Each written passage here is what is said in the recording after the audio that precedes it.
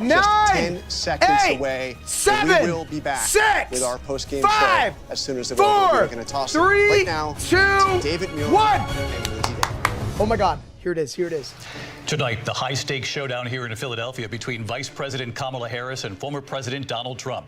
Their first face-to-face meeting in this presidential election, their first face-to-face meeting ever. A historic race for president upended just weeks ago. President Biden withdrawing after his last debate. Donald Trump now up against a new opponent. The candidates separated by the smallest of margins, essentially tied in the polls nationally and in the key battlegrounds, including right here in Pennsylvania, all still very much in play. The ABC News presidential debate starts right now. Oh shit, here we go! This is an ABC News special, the most consequential moment of this campaign. Oh, fuck! Together, we will chart a new way forward. Donald Trump. We will soon be a great nation again. Face to face, historic. Yeah! The ABC News presidential debate. Oh my God. Here now, Go chat. David Muir. That and intro was Lindsay Davis. badass. Oh, I'm scared, guys. Good evening, I'm David Muir, and thank you for joining us David for tonight's Muir. ABC News presidential debate. We W. want to welcome David. viewers watching on ABC. Welcome, everybody, and to the around game. tonight. Vice President Kamala Eddie the Harris Gamer and President Donald 570 Trump are Thanks, just Eddie the moments Gamer. away from taking the stage in this unprecedented race for president. And I'm Lindsay Davis. Tonight's meeting And I'm could be Steak. the most consequential event And of their today, campaigns, with Election Day this is now less than 2 consequential. months away. For Vice President Kamala Harris, this And- is her first debate since President Biden withdrew from the race Yeah. on July 21st. Yeah, that's Of course, Kamala, that decision followed his debate Trump. against President Donald Trump in June. Yep. Since then, this race has taken on an entirely new dynamic. Entirely And that new brings us to dynamic. the rules of tonight's debate. 90 minutes with 2 commercial breaks. No topics or questions have been shared with the campaigns. The candidates will have 2 minutes to answer questions, and this is the clock. That's what they'll be seeing. 2 minutes for rebuttals and 1 minute for follow-ups, clarifications, or responses. Oh my God. Their microphones will only be turned on when it's their turn to speak. No pre-written notes allowed. There is no audience here tonight in this hall at the National Constitution Center. This is an intimate setting for 2 candidates who have never met. Hey, yo. Won the coin toss. Imagine they just come out and start kissing. Vice President Harris selected the podium to the right. So let's now welcome the candidates to the stage. Vice President Kamala Harris and President Donald Trump. Here they come. Oh, shit! Chat, who has more aura? Who has more aura? Let's have a good debate. Nice to see you. Have fun. Thank you. Welcome to you both. It's wonderful yeah. to have you. It's an honor to have you both here Oh my tonight. God. Good evening. We are Holy looking crap. forward to a spirited and thoughtful debate. So let's get started. I want to begin tonight with the issue that voters repeatedly say is their #1 issue, and that is the economy and the cost of living in this country. Economy. Vice President Harris, you and President Trump were elected 4 years ago, and your opponent on the stage here tonight often asks his supporters, are you better off than you were 4 years ago? When it comes to the economy, do you believe Americans are better off than they were 4 years ago? So I was raised as a middle-class kid, and I am actually the only person on this stage who has a plan that is about lifting up the middle class and working people of America. I believe in the ambition, the aspirations, the dreams of the American people. Okay. And that is why I imagine and have actually a plan to build what I call an opportunity economy. Because here's the thing. Bro, Chad, do you think Trump looks like a blobfish? Shortage of homes and housing. And the cost He's of like- housing is too expensive for far too many people. We know that young families need support to raise their children, and I intend on extending a tax cut for those families of $6,000, which is the largest child tax credit that we have given in a long time, so that those young families can afford to buy a crib, buy a car seat, buy clothes for their children. My passion, one of them, is small businesses. My mother raised my sister and me, but there was a woman who helped raise us. We tax call her our cut? second mother. She was a small business owner. Chat, every time someone says something, say W or L to it. We're going to be like Generation Alpha chat. To start up small businesses, knowing they are part of the backbone of America's economy. Harris sounds On the other nervous. hand, his plan Mila is to do what he has super done chatted before. for- Every time someone Which is to donates, provide it puts a tax butt cut on her for face. billionaires and big corporations, which will result in $5 trillion to America's deficit. Oh, shit. My opponent has a plan that I call the Trump's sales tax, which would be a Shots 20% fired! tax on everyday goods that you rely on to get through the month. Economists have said that Trump sales tax would actually result for middle-class families in about Shots fired. $4,000 more a year. Shots fired. Because of his policies and his ideas about what should be the backs of middle-class people paying for tax cuts for billionaires. Oh, that's a big President Trump one. will Thank give you. us balls. First of all, I have no you. sales tax. That's an incorrect statement. She knows that. We're doing tariffs on other countries. Other countries are going to finally, after 75 years, pay us back for all that we've done for the world. And the tariff will be substantial in some cases. I took in billions and billions of dollars, as you know, from China. In fact, they never took the tariff off because it was so much money they can't. It would totally destroy everything that they've set out to do. Bro, Chad, you can say Kamala's a yapper, but ain't no way she out-yaps Trump. Trump is like maximum level yapper. Look, we've had a terrible... Like I feel like he's like a yapper. Known as a country buster. It breaks up countries. We have inflation like very few people have ever seen before, probably the worst in our nation's history. We were at 21%, but that's being generous because many things are 50, 60, 70, and 80% higher than they were just a few years ago. This has been a disaster for people, for the middle class, but for every class. On top of that, we have millions of people pouring into our country from prisons and jails, from mental institutions and insane asylums. And they're coming in and they're taking... I'm not a yapper. Oh, that's a big one. Thank you. Right now by African Americans and Hispanics. And also unions. Unions are going to be affected very soon. What is he talking about? Happening. You see what's happening with towns throughout the United States. You look at Springfield, Ohio. You look at Aurora. Wait, chat, in his Colorado. ear. They are taking over the towns. Wait, didn't his ear get shot? In violently. These are the people that she and Biden led into our country, and they're destroying our country. They're dangerous. They're at the highest level of criminality. And we have to get them out. We have to get them out fast. I created one of the greatest economies in the history of our country. I'll do it again and even better. We are going to get to immigration and border security during this debate, but I would like to let Vice President Harris respond on the economy here. Okay. Well, I would love to. Let's talk about what Donald Trump left us. Donald Trump left us the worst unemployment since the Great Depression. Donald Trump left us the worst public health epidemic in a century. Shots fired. Donald Trump left us Shots fired. the worst attack on our democracy since the Civil War. Shots fired! And what we have done is clean up Donald Trump's mess. What we have done and what I intend to do is build on what we know are the aspirations and the hopes of the American people. But I'm going to tell you all in this debate tonight, you're going to hear from the same old tired playbook. A bunch of lies, grievances, and name-calling. What you're going to hear tonight is a detailed and dangerous plan called Project 2025 that the former president intends on implementing if he were elected again. I believe very strongly that the American people want a president who understands the importance of bringing us together, knowing we have so much more in common than what separates us. And I pledge to you to be a president for all Americans. President Trump will give you a minute here to respond. Number one, I have nothing to do, as you know, and as she knows better than anyone, I have nothing to do with Project 2025. That's out there. I haven't read it. I don't want to read it purposely. I'm not going to read it. Trump looks like the Grinch. This was a group of people that got together. They Kamala came up with looks some like the ideas. average I guess mom. some good, some bad. That's low-key But a it makes true no difference. statement. I have nothing to do. Everybody knows I'm an open book. Everybody knows what I'm going to do. Cut taxes very substantially and create a great economy like I did before. We had the greatest economy. We got hit with a pandemic.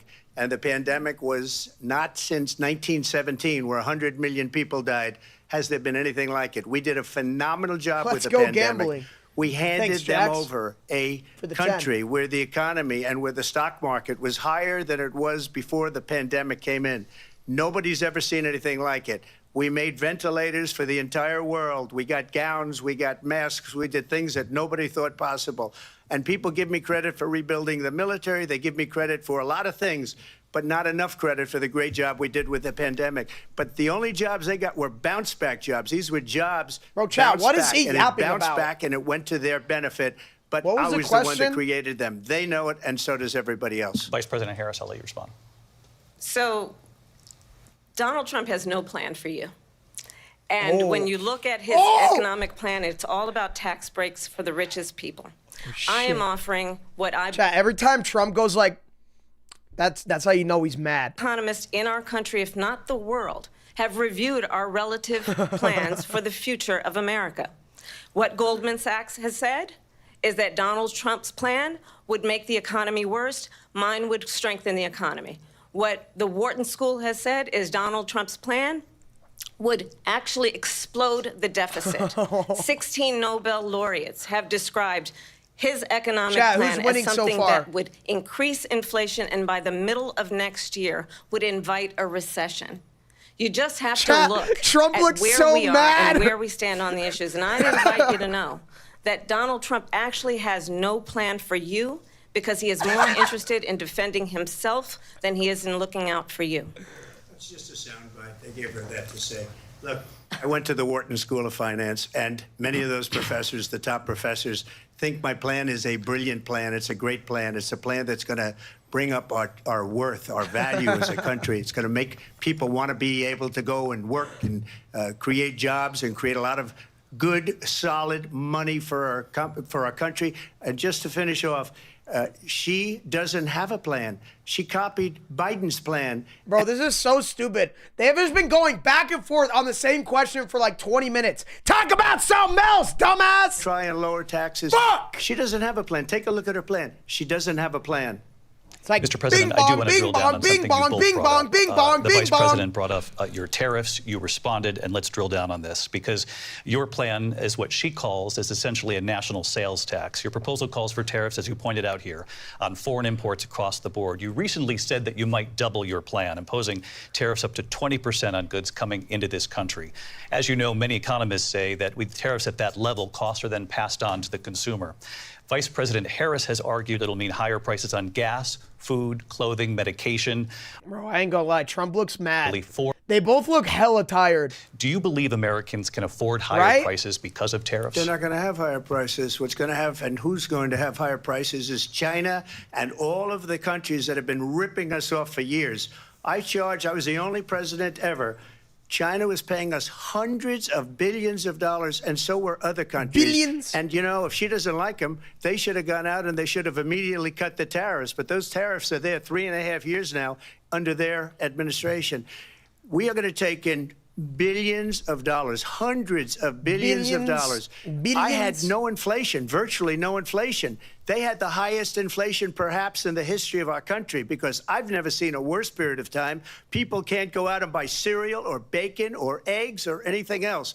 The people of our country are absolutely dying with what they've done. Bro, could you imagine if Packard was on that stage? What to do is look at a poll. The polls say 80 and 85 and even 90% that the Trump economy is great, that their economy... Someone just said Trump is anger from inside out. Your response. What's Kamala? What the president said there, because the Biden administration did anger keep from inside a out number is of the crazy. Trump tariffs in place. So how do you respond? Well, let's be clear that the Trump administration resulted in a trade deficit, one of the highest we've ever seen in the history of America. He invited trade wars. You want to talk about his deal with China? What he ended up doing is under Donald Trump's presidency, he ended up selling American chips to China to help them improve and modernize their military, basically sold us out. When a policy about China should be in making sure the United States of America wins the competition for the 21st century. Kamala is anxiety, Trump is anger. Of what from that inside requires. out. That's what we're rolling with. Focusing on relationships with our allies, focusing on investing in American-based technology so that we win the race on AI, on quantum computing, focusing on what we need to do to support America's workforce so that we don't end up having, on the short end of the stick, in terms of workers' rights. But what Donald Trump did, let's talk about this, with COVID, is he actually thanked President Xi for what he did during COVID. Look at his tweet. Thank you, President Xi, exclamation point, when we know that Xi was responsible for lacking and not giving us transparency about the origins of shots COVID. fired! President Trump, I'll let you respond. First of all, they bought their chips from Taiwan. We hardly make chips anymore because of philosophies like they have and this policies. This is basically a roasting battle? I don't say her because she has no policy. Everything that she believed 3 years ago and 4 years ago is... Bro, chat, I ain't even gonna lie. What are they even talking about? Like, what are they even talking about? She's gone to my philosophy. But if she ever got elected, she'd change it. And it will be the end of They our should just country. have a boxing match. Fuck this. Everybody knows she's Let's a just start Marxist. beating the Her shit out of father's each a other. I would Marxist way rather watch professor in that. Economics, and he taught her well. But when you look at what she's done to our country, and when you look at these millions and millions of people that are pouring into our country monthly, where it's, I believe, 21 million people, not the 15 that people say, and I think it's a lot higher than the 21. That's bigger than New York State pouring in. And just look at what they're doing to our country. They're criminals. Many of these people coming in are criminals. And that's bad for our economy, too. You know, you mentioned before, we'll talk about immigration later. Well, bad immigration is the worst thing that can happen to our economy. They have, and she has, destroyed our country with policy that's insane. Almost policy that you'd say they have to hate our country. President Trump, thank you. Lindsay? I want to turn to the issue of abortion. President Trump, you've often touted that you were able to kill Roe v. Wade. Last year, you said that you were proud to be the most pro-life president in American history. Then last month, you said that your administration would be great for women and their reproductive rights. In your home state of Florida, you surprised many with regard to your 6-week abortion ban because you initially had said that it was too short. And you said, quote, I'm going to be voting that we need more than 6 weeks. But then Stream the has very next hashtag day, you Roblox. reversed course and said you would vote to support the 6-week ban. Vice President Harris says Chad, that am I women streaming in shouldn't the trust you Roblox on the game issue section of right now? abortion Someone go look. because you've changed your position so many times. Therefore, why should they trust you? Well, the reason I'm doing that vote is because the plan is, as you know, the vote is, they have abortion in the 9th month. They even have, and you can look at the governor of West Virginia, the previous governor of West Virginia, not the current governor, who's doing an excellent job, but the governor before, he said the baby will be born and we will discuss execution after birth. It's execution, no longer abortion, because the baby is born is okay. And that's not okay with me, hence the vote. But what I did is something for born. 52 years they've been trying to get Roe v. Wade into the states. And through... I'm back. I don't know what just happened, chat. I don't know what just happened. I don't think I got copyrighted. It like the stream closed for a sec. I think we're good. Yo, I think we're good. I think we're good. Chat, I didn't get copyrighted. Did also. I didn't get copyrighted. We're good. We're good. Very important. But we were able to get it, and now states are voting on it. And for the first time, you're going to see, look, this is an issue that's torn our country apart for 52 years. Every legal scholar, every Democrat, every Republican, liberal, conservative, they all wanted this issue to be brought back to the states where the people could vote. And that's what happened. Now, Ohio, the vote. What is he? Yeah, chat, what are they even talking about right now? Somewhat liberal, much more liberal than people would have thought. But each individual state is voting. It's the vote of the people now. It's not tied up in the federal government. I did a great service in doing it. It took courage to do it. And the Supreme Court had great courage in doing it. And I give tremendous credit to those 6 justices. There is no state in this country where it is legal to kill a baby after it's born. Madam Vice President, I want to get your response to President Trump. Ohio! Well, as I said, you're going to hear a bunch of lies, and that's not actually a surprising fact. Let's understand how we got here. Donald Trump hand-selected 3 members of the United States Supreme Court with the intention that they would undo the protections of Roe v. Wade. And they did exactly as he intended. If the audio's cutting in and out, refresh and it'll fix. In over 20 states, there are Trump abortion bans, which make it criminal for a doctor or nurse to provide health care. In one state, it provides prison for life. Trump abortion bans that make no exception even for rape and incest, which understand what that means. A survivor of a crime of violation to their body does not have the right to make a decision about what happens to their body next. That is immoral. And one does not have to abandon their faith or deeply held beliefs to agree. The government, and Donald Trump certainly, should not be telling a woman what to do with her body. I have talked with women around our country. You want to talk about this is what people wanted? She's dropping the Pregnant shots. women who want to carry a pregnancy to term, suffering from a miscarriage, being denied care in an emergency room because the healthcare providers are afraid they might go to jail, and she's bleeding out in a car in the parking lot. She didn't want that.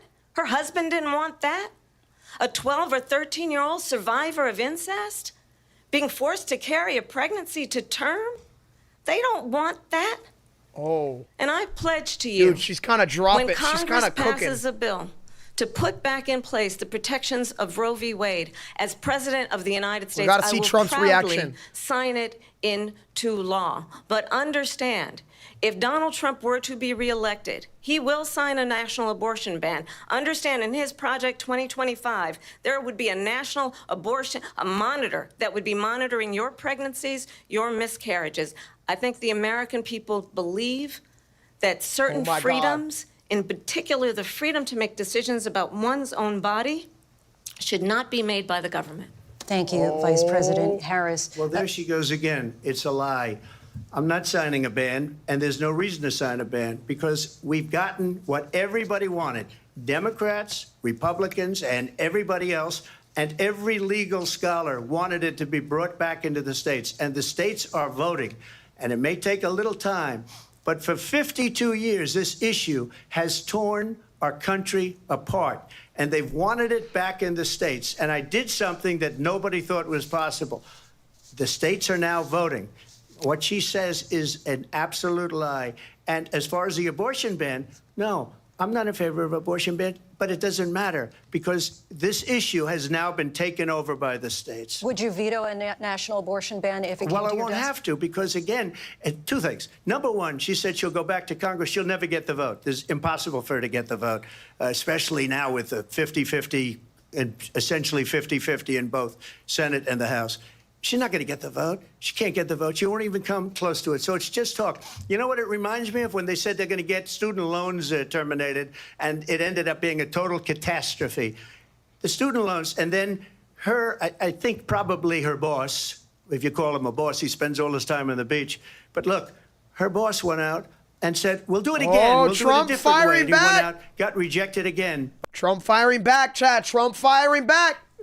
Taunted with this whole thing about this whole idea and how unfair that would have been. Part of the reason they lost to the millions and millions of people that had to pay off their student loans. They didn't get it for free, but they were saying it's the same way that Chat's they going talked so about fast, I that, can't even that read they it. talk about abortion. But if I could just get a yes or no, because your running mate, J.D. Vance, has said that you would veto it if it did come to your desk. Well, I didn't discuss it with J.D. In all fairness, J.D. And I don't mind if he has a certain view, but I think he was speaking for me, but I really didn't. Look, we don't have to discuss it because she'd never be able to get it, just like she couldn't get student loans. They couldn't get student loans. They didn't even come close to getting student loans. They taunted young people and a lot of other people that had loans. They can never get this approved. So it doesn't matter what she says about going to Congress. Well, wonderful. Let's go to Congress. Do it. But the fact is that for years they wanted to get it out of Congress and out of the federal government. And we did something that everybody said both couldn't of them be done. suck. And now you have... Yeah, low key, they both are kind of really stupid. I don't care about either of them. Your time. It's like watching two Ask, would you annoying support people fight. any restrictions on a woman's right to an abortion? I absolutely support reinstating the protections of Roe v. Wade. And as you rightly mentioned, nowhere in America is a woman Jax, carrying for a the pregnancy $5. to term and asking for an abortion. That is not happening. It's insulting to the women of America. And understand what has been happening under Donald Trump's abortion bans. Couples who pray and dream of having a family are being denied IVF treatments. What is happening in our country? Working people, working women who are working 1 or 2 jobs, who can barely afford childcare as it is, have to travel to another state to get on a plane sitting next to strangers to go and get the health care she needs. Barely can afford to do it, and what you are putting her through is unconscionable. And the people of America Bro, Trump have not, low-key- the majority of them. Trump low-key looks like he's like reflecting on his actions. He's like, oh. And that is why in every state where this issue has been on the ballot, in red and blue states both, the people of America have voted for freedom. No, thanks for the member. Vice Virtual. President Harris, Excuse me, I thank have you. to respond. Another lie. It's another lie. I have been a leader on Hashtag IVF, Roblox in the stream. which is 'Cause fertilization. this is Roblox. The IVF, I have been a leader. In fact, when they got a very negative decision on IVF from the Alabama courts, I saw the people of Alabama and the legislature 2 days later voted it in. I've been a leader on it. They know that, and everybody else knows it. I have been a leader on fertilization, IVF. And the other thing, you should ask, will she allow abortion in the 8th month, 9th month, 7th month? Come on. Okay, would you do that? Why don't you ask her that question? Why don't you answer That's the question? problem. Would you because veto? under Roe v. Wade, Answer the question, would you veto? you could do abortions in the 7th month, the 8th month, the 9th That's month, not true. and probably after birth. Just look at the governor, former governor of Virginia. The governor of Virginia said, we put the baby aside, and then we determine what we want to do with the baby. President Trump, thank you. We're going to turn now to immigration and border security. We know it's an issue that's important to Republicans, Democrats, voters across the board in this country. Vice President Harris, you were tasked by President Biden with getting to the root causes of migration from Central America. Okay. We know that illegal border crossings reached a record high in the Biden administration. This past June, President Biden imposed tough new asylum restrictions. We know the numbers since then have dropped significantly. But my question to you tonight is, why did the administration wait until 6 months before the election to act? And would you have done anything differently from President Biden on this? So I'm the only person on this stage who has prosecuted transnational criminal organizations for the trafficking of guns, drugs, and human beings. And let me say that the United States Congress, including some of the most conservative members of the United States Senate, came up with a border security bill, which I supported. And that bill would have put 1,500 more border agents on the border to help those folks who are working there right now overtime, trying to do their job. It would have allowed us to stem the flow of fentanyl coming into the United States. I know there are so many families watching tonight who have been personally affected by the surge of fentanyl in our country. That bill would have put more resources to allow us to prosecute transnational criminal organizations for trafficking in guns, drugs, and human beings. But you know what happened to that bill? Donald Trump got on the phone, called up some folks in Congress, and said, kill the bill. And you know why? Because he'd prefer to run on a problem instead of fixing a problem. And understand, this comes at a time where the people of our country actually need a leader who engages in solutions, who actually addresses the problems at hand. But what we have in the former president is someone who would prefer to run on a problem instead of fixing a problem. And I'll tell you something, he's going to talk about immigration a lot tonight, even when it's not the subject that is being raised. And I'm going to actually do something really unusual, and I'm going to invite you to attend one of Donald Trump's rallies, because it's a really interesting thing to watch. You will see during the course of his rallies, he talks about fictional characters like Hannibal Lecter. He will talk about windmills cause cancer. And what you will also notice is that people start leaving his rallies early out of exhaustion and boredom. And I will tell you, the one thing you will not hear him talk about is you. You will not hear him talk about your needs, your dreams, and your desires. Oh my God, shots fired. And I'll tell you, I believe you deserve a president who actually puts you first, and I pledge to you that I will. Vice President Harris, thank you. President Trump, on that point, I want to get your response. Well, I would like to respond. Let me just ask, though, why did you try to kill that bill, and successfully so? That would have put thousands of additional agents and officers on the border. First, let me respond as to the rallies. She said people start leaving. People don't go to her rallies. There's no reason to go. And the people that do go, she's bussing them in and paying them to be there. Yo, and AV! then showing them With in a the different 20! light. So she can't talk about that. People don't leave my rallies. We have the biggest rallies, the most incredible rallies in the history of politics. Thank you, AV. That's because people want to take their country back. Our country is being lost. We're a failing nation. And it happened 3.5 years ago. And what's going on here, you're going to end up in World War III, just to go into another subject. Low-key, yeah, give us Obama back. These two goons are so... I hate them both. Come into our country. Give us Obama! And look at what's happening to the towns all over the United States. And a lot of towns don't want to talk. It's not going to be Aurora or Springfield. A lot of towns don't want to talk about it because they're so embarrassed by it. In Springfield, they're eating the dogs, the people that came in. They're eating the cats. What? They're eating the pets of the people what is he talking that live about? there. And this is what's happening in our country. And it's a shame. As far as rallies are concerned, as far as the reason they go is they like what I say. They want to bring our country back. They want to make America great again. Nobody's eating dogs? Make America great again. She's destroying this country, and if she becomes president, this country doesn't have a chance of success. Chat, she's Not doing only the success, face. We'll end up being She's doing Venezuela on steroids. I just want to clarify here. You bring up Springfield. He didn't even answer the question. ABC News did reach out to the city manager there. He told us there have been no credible reports of specific claims of pets being harmed, injured, or abused by individuals within the immigrant community. Well, All I've this, seen people on television. Let me just say here, this is the People on television say my dog was taken and used for food. So maybe he said that, and What maybe the that's a fuck good is he thing to say talking for a about? city manager. I'm not taking this from But television. the people are I'm on taking it from television the city saying their manager. dog was eaten by What the fuck? the people that went there. Is he yapping about? Again, the Springfield city manager says there's no evidence of that. Vice We'll President find Harris, out. I'll let you respond to the rest of what you've heard. You talk about extreme. This is, I think, one of the reasons why Yo, in this 50! election I actually have Big the endorsement 50!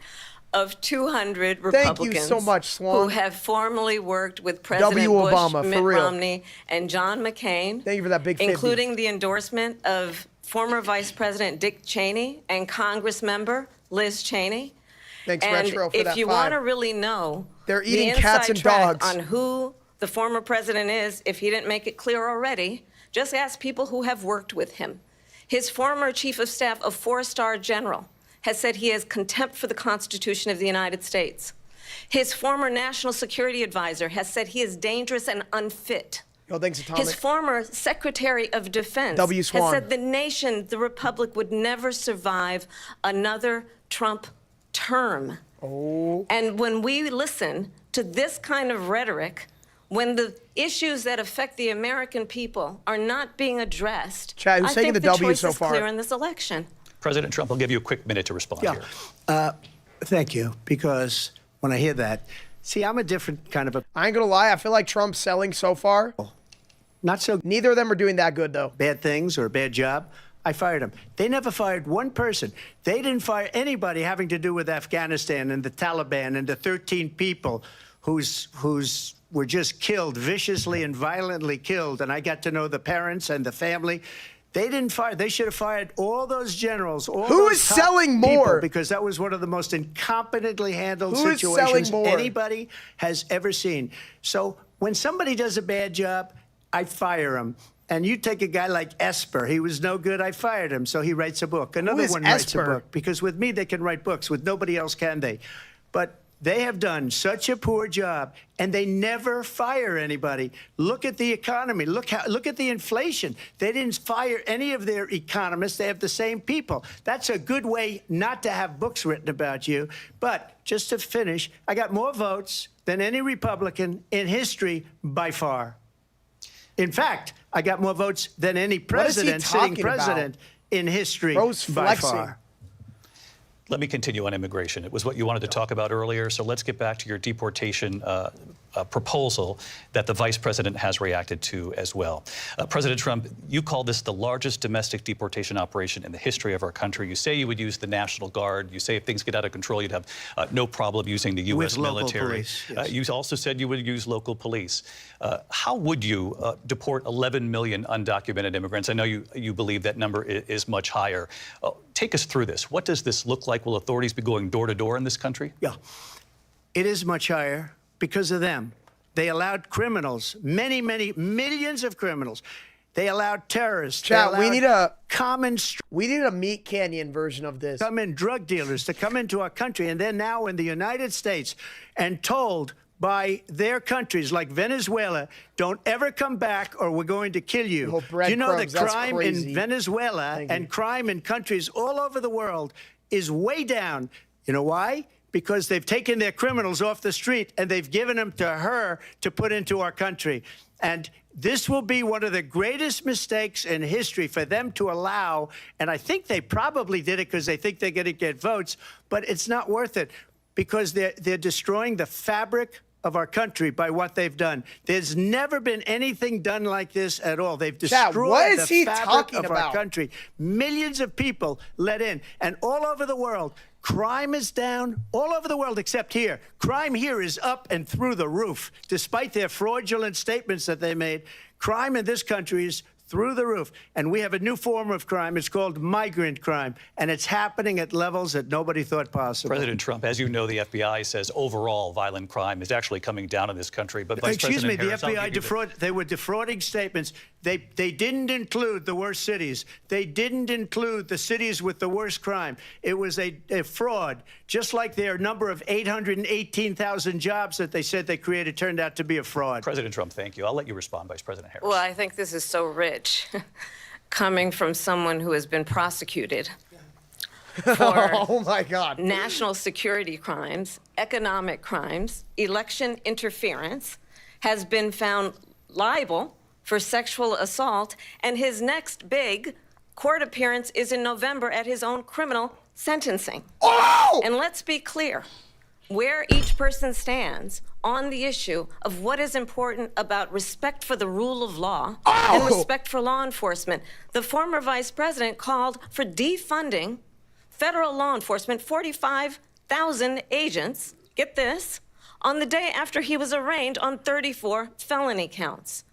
So let's talk about what is important in this race. It is important that we move forward, that we turn the page on this same old tired rhetoric and address the needs of the American people, address what we need to do about the housing shortage, which I have a plan for, address what we must do to support our small businesses, address bringing down the price of groceries. I ain't gonna lie, she cooked. But frankly, the She American cooked people that. are exhausted. She with ate the that same up. old tired playbook.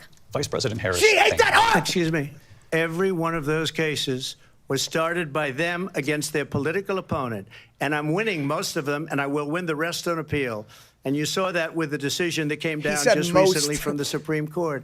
I'm winning most of them. But those are cases, it's called Slam that weaponization. gavel. Never happened in this country. They weaponized the Justice Department. Every one of those Nova, get cases Gretchen. was involved with the DOJ, from Atlanta and Fani Willis to the Attorney General of New York and the DA in New York. Every one of those cases.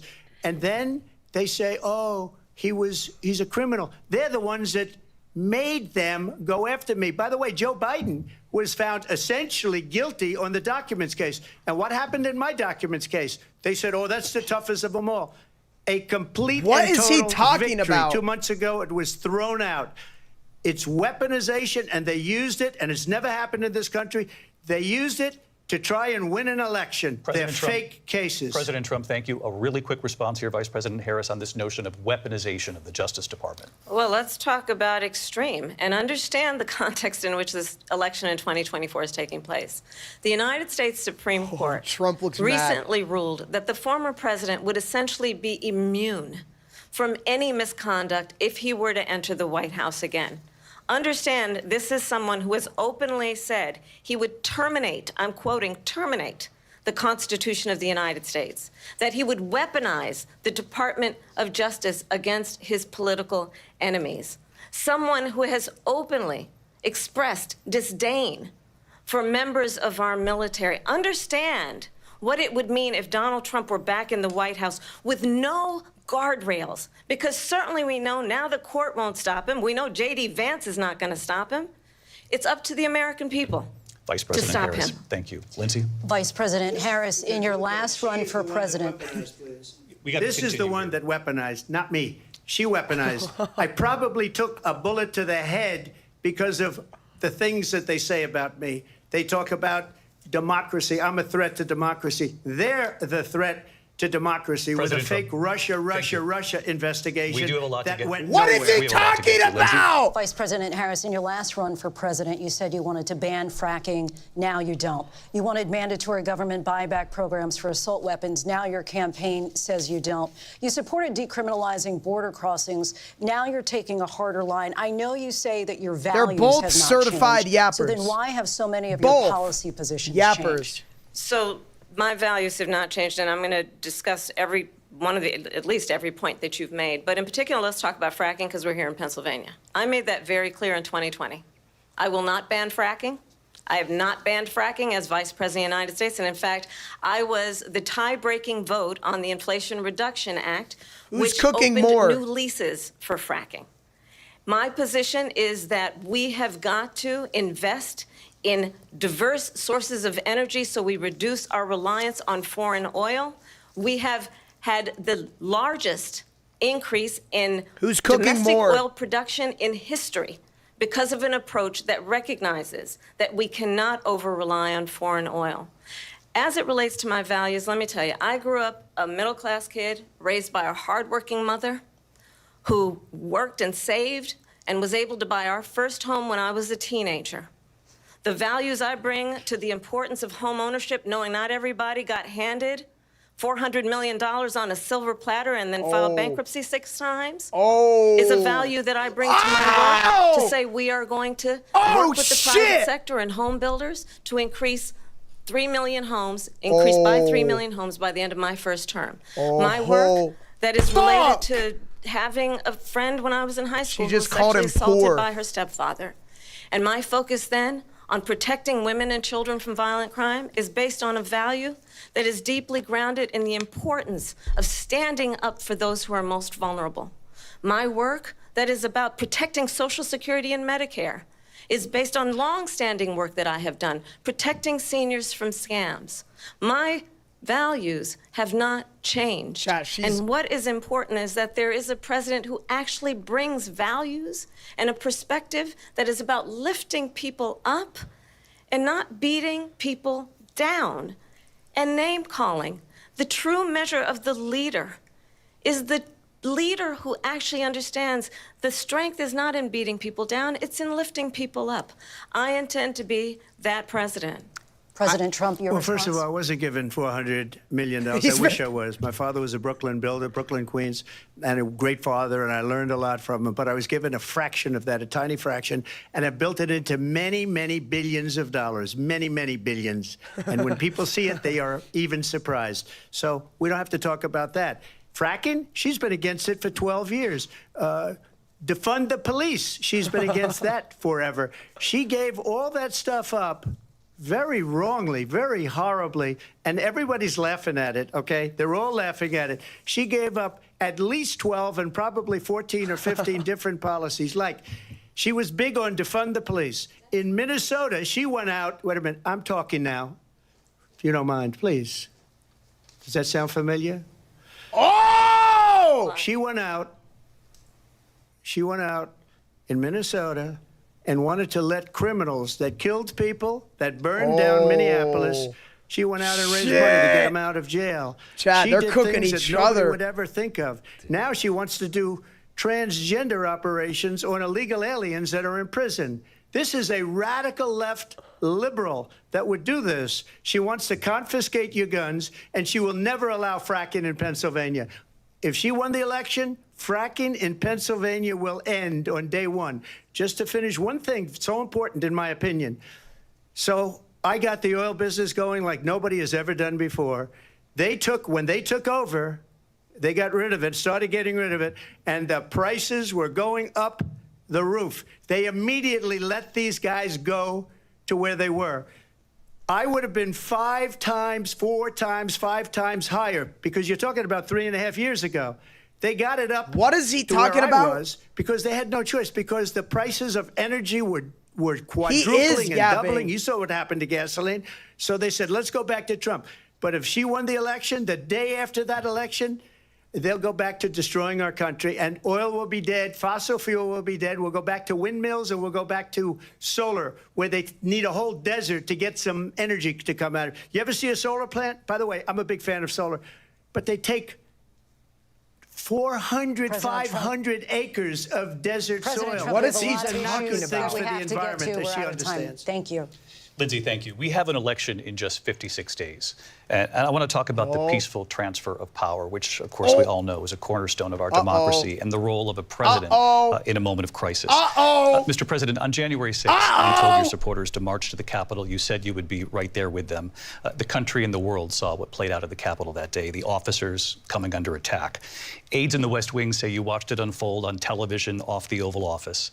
You did send out tweets, but it was more than 2 hours before you sent out that video message telling your supporters to go home. Yo, Is there Swan with the anything 5. you regret Thank about what you did on that day? You just said a thing that isn't covered. Thanks, Juan. Peacefully and patriotically, I said during my speech, not later on. peacefully and patriotically. And nobody on the other side was killed. Ashley Babbitt was shot by an out-of-control police officer that should have never, ever shot her. It's a disgrace.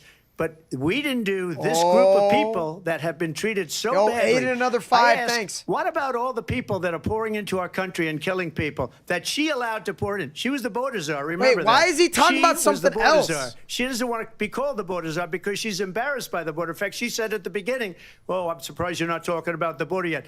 That's because she knows what a bad job they've done. What about those people? When are they going to be prosecuted? When are these people from countries all over the world, not just South America, they're coming in from all over the world, David. They're cooking each all other? All over the world. And crime rates are down all over the world. He's talking about something completely different than the question. When are those people going to be prosecuted? When are the people that burned down Minneapolis going to be prosecuted? Or in Seattle? They went into Seattle. They took over a big percentage of the city of Seattle. When are those people going to be prosecuted? But let me just ask you. You might ask her that question. You were the president. You were watching it unfold on television. It's a very simple question as we move forward toward another election. Is there anything you regret about what you did on that day? Yes or no? I had nothing to do with that other than they asked me to make a speech. I showed up for a speech. I said, I think it's going to be big. I went to Nancy Pelosi and the mayor of Washington, D.C., and the mayor put it back in writing. Not answering. You know. I said, you know, this is going to be a very big rally or whatever you want to call it. Yes and or again, no? it wasn't done by me. It was done by others. I said, I'd like to give Yes you or 10,000 no? National Guard or soldiers. Stop yapping. They rejected me. Nancy Pelosi rejected me. It was just 2 weeks ago. Her daughter has a tape of her saying she is fully responsible for what happened. They want to get rid of that tape. It would have never happened if Nancy Pelosi and the mayor of Washington did their jobs. I wasn't responsible for security. Nancy Pelosi was responsible. She didn't do her job. The question was about you as president, not about former Speaker Pelosi. But I do want Vice President Harris to respond here.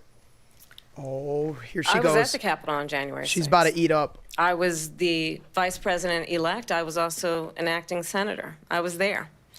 And on that day, the President of the United States incited a violent mob to attack our nation's capital, to desecrate our nation's capital. On that day, 140 law enforcement officers were injured, and some died.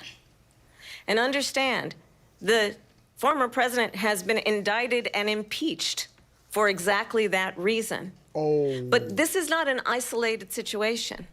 Let's remember Charlottesville, where there was a mob of people carrying tiki torches, spewing anti-Semitic hate.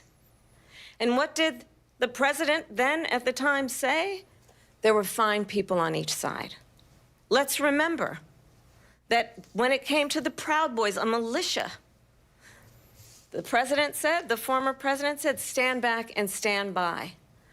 So for everyone watching who remembers what January 6th was, I say we don't have to go back. Let's not go back. We're not going back. Shit. It's time to turn the page.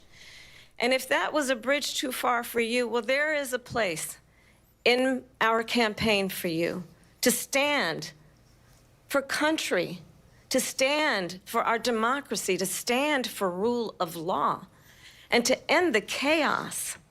W and or to L? end the approach that is about attacking the foundations of our democracy because you don't like the outcome. And be clear on that point.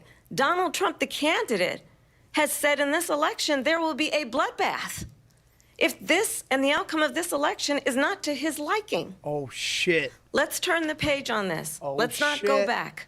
Let's chart a course Yo, what's for up, the David? future. I and don't not support go either. backwards to the past. Let me just follow up here.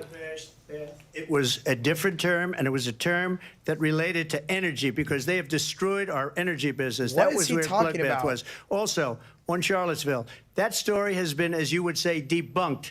Laura Ingraham, Sean Hannity, Jesse, all of these people, they covered it. If they go an extra sentence, they will see it was perfect. It was debunked in almost every newspaper, but they still bring it up, just like they bring 2025 up. They bring all of this stuff up. I ask you this. You talk about the Capitol. Why are we allowing these millions of people to come through on the southern border. How come she's not doing anything? And I'll tell you what I would do, and I would be very proud to do it. I would say we would both leave this debate right now. I'd like to see her go down to Washington, D.C. during this debate, because we're wasting a lot of time. Go down to, because she's been so bad, it's so ridiculous. Go down to Washington, D.C. and let her sign a bill to close up the border, because they have the right to do it. They don't need bills. They have the right to do it. The President of the United States, you'll get him out of bed, you'll wake him up at 4 o'clock in the afternoon, you'll say, come on down to the office, let's sign a bill. If he signs a bill Trump is going that the off. border is closed, all he has to do is say it to the Border Patrol, who are phenomenal. If they do that, the border is closed. Mr. Those President, people are killing many people, keeps unlike talking. J6. We talked immigration here tonight. I do want to focus on this next issue to both of you, because it really brings us this into focus, truth in these times that we're living in. Mr. President, for 3.5 years after you lost the 2020 election, you repeatedly falsely claimed that you won, many times saying you won in a landslide. In the past couple of weeks leading up to this debate, you have said, quote, you lost by a whisker, that you, quote, didn't quite make it, that you came up a little bit short. I said that? Are you now acknowledging that you lost in I 2020? said that? I don't acknowledge that at all. But I you said did that say that. sarcastically. But You know those- that. It was said, oh, we lost by a whisker. That was said sarcastically. Yo, $10. Thank you, There's Cameron. so much proof. All you have to do is look at it. And they should have sent it back to the legislatures for approval. I got almost 75 million votes, the most votes any sitting president has ever gotten. I was told if I got 63, which was what I got in 2016, you can't be beaten. The election, people should never be thinking about it. An election is fraudulent. We need two things. We need walls. We need, and we have What to is have he it. talking We have to have about? borders, and we have to have good elections. Our elections He don't are answer bad. the And a lot question. of these illegal immigrants coming in, they're trying to get them to vote. They can't even speak English. They don't even know what country they're in practically. And these people are trying to get them to vote. And that's why they're allowing them to come into our country. He's I did clip watch all farming. of these pieces of video. I didn't detect the sarcasm. Aura. Lost by a whisker. We didn't quite make it. And we should just point out here as clarification, and you know this, you and your allies, 60 cases in front of many judges, many of them No Republican. judge looked at it. And said They there was said no we didn't have widespread fraud. standing. That's the other thing. They said we didn't have standing, a technicality. Can you imagine a system where a person in an election doesn't have standing? The president of the United States doesn't have standing. That's how we lost. Clip if you farming. look at the facts, and I'd love to have you'll do a special on it. I'll show you Georgia, and I'll show you Wisconsin, and I'll show you Pennsylvania, and I'll show you. We have so many facts and statistics, but you know what? Thanks, that doesn't Miles. matter. Because we have to solve the problem that we have right now. That's old news. And the problem that we have right now is we have a nation in decline, and they have put it into decline. We have a nation that is dying, David. Mr. President, thank you. Vice President Harris, you heard the president there tonight. He said he didn't say that he lost by a whisker. So he still believes he did not lose the election that was won by President Biden and yourself. But I do want to ask you about something that's come up in the last couple of days. This was a post from President Trump about this upcoming election just weeks away. He said, when I win, those people who cheated, and then he lists donors, voters, election officials, he says will be prosecuted to the fullest extent of the law, which will include long-term prison sentences. One of your campaign's top lawyers responded saying, we won't let Donald Trump intimidate us. We won't let him suppress the vote. Is that what you believe he's trying to do here? Donald Trump was fired by 81 million people. So let's be clear about that. And clearly he is having a very difficult time processing that.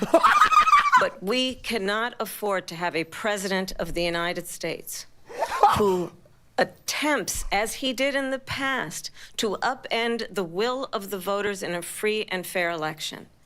And I'm going to tell you that I have traveled the world as Vice President of the United States, and world leaders are laughing at Donald Trump. I have talked with military leaders, some of whom worked with you, and they say you're a disgrace. And when you then talk in this way in a presidential debate and deny what over and over again are court cases you have lost because you did, in fact, lose that election, it leads one to believe that perhaps we do not have in the candidate to my right the temperament or the ability to not be confused about fact. That's deeply troubling, and the American people deserve better. I'll give you 1 minute to respond, Mr. President. Let me just say about world leaders. Viktor Orban, one of the most respected men, they call him a strong man. He's a tough person, smart, Prime Minister of Hungary. They said, why is the whole world blowing up? 3 years ago, it wasn't. Why is it blowing up? He said, because you need Trump back as president. They were afraid of him. China was afraid, and I don't like to use the word afraid, but I'm just quoting him. China was afraid of him. North Korea was afraid of him. Look at what's going on with North Korea, by the way. He said Russia was afraid of him. I ended the Nord Stream 2 pipeline, and Biden put it back on day one, but he ended the XL pipeline.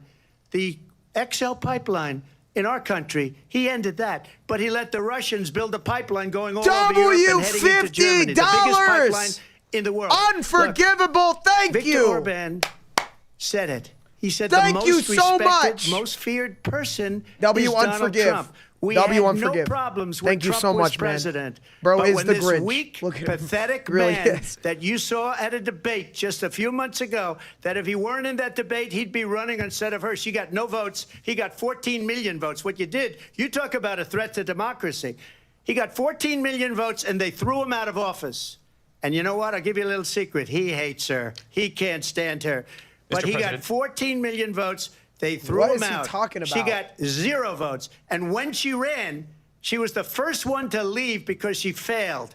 And now she's running. I don't understand it, but Mr. I'm President, okay with it Mr. because President, your time is I up. think we're Thank going to you. do very well. We've got a lot more to get to. Turning now Yes. to the Israel-Hamas war and the hostages Oh, who are still W being held, Palestine! Americans among them.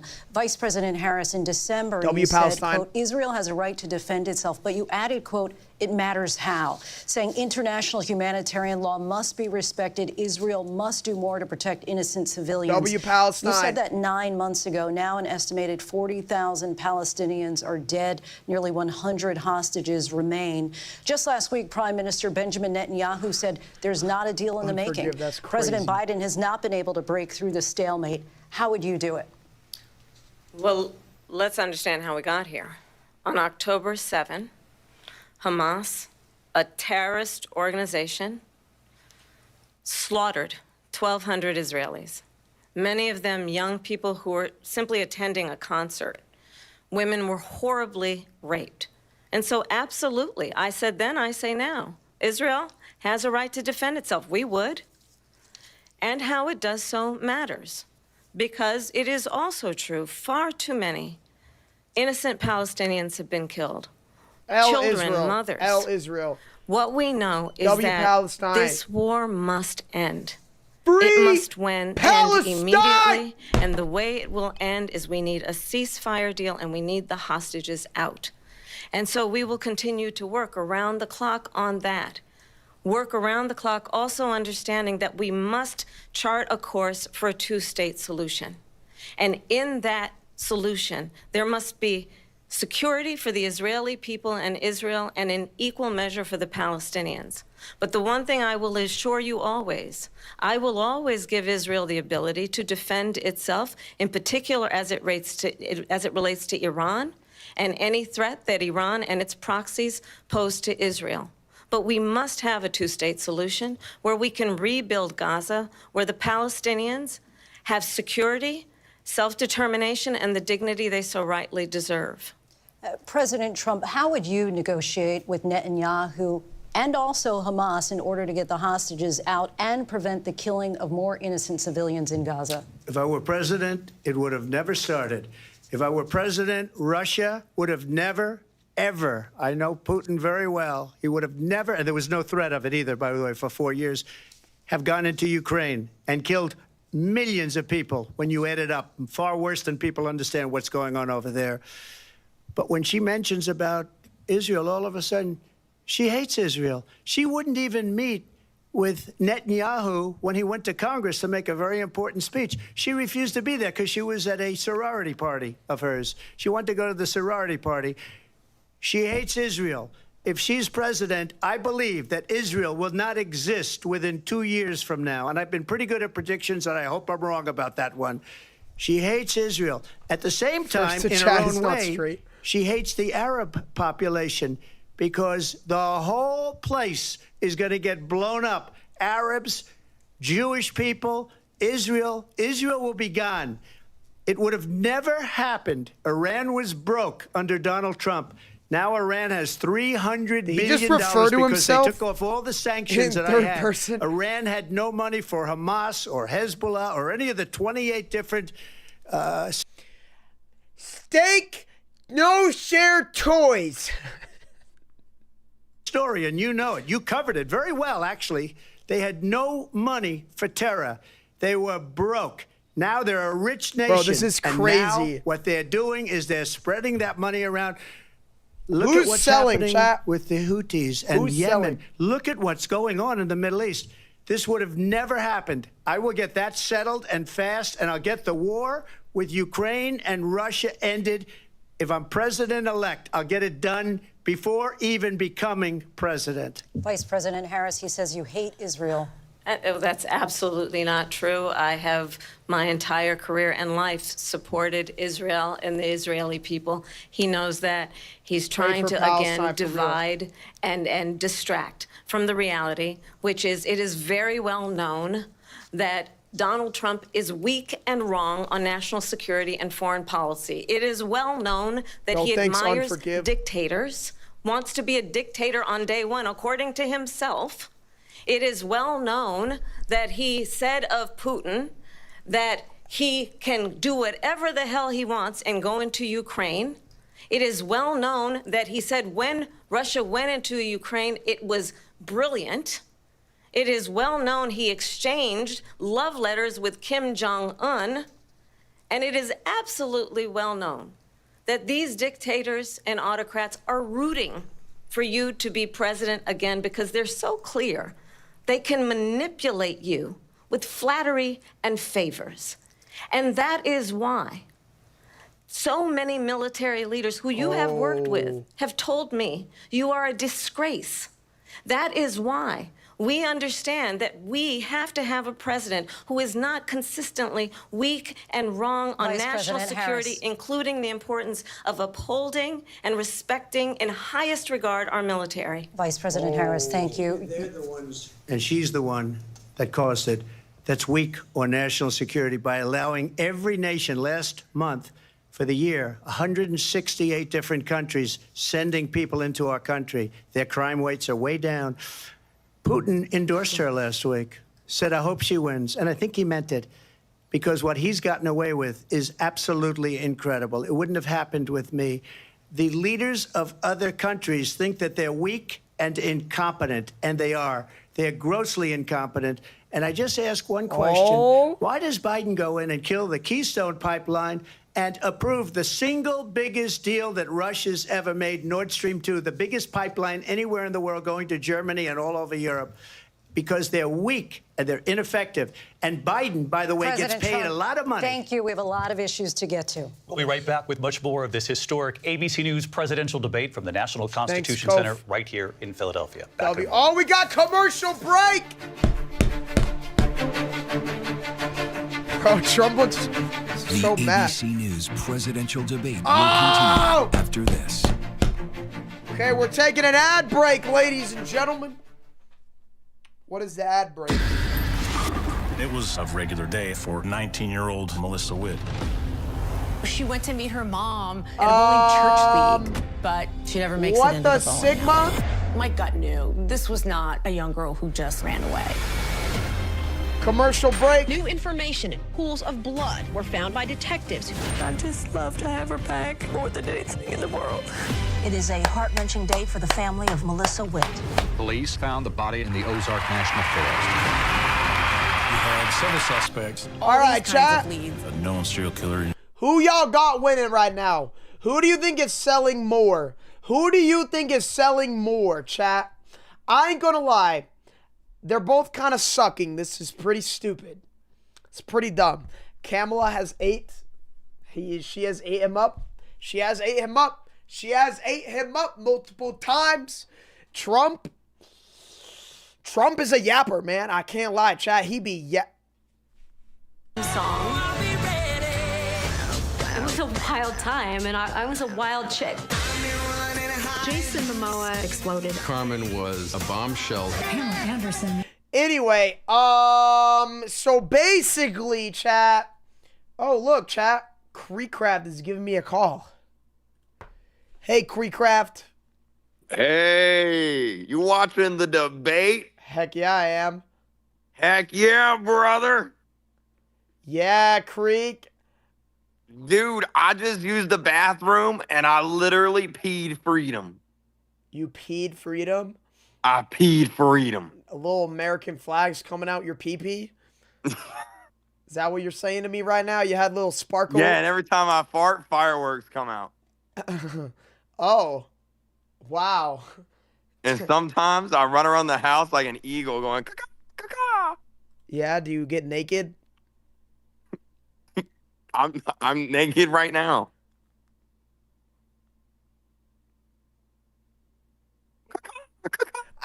Okay. You don't just see it, you feel it.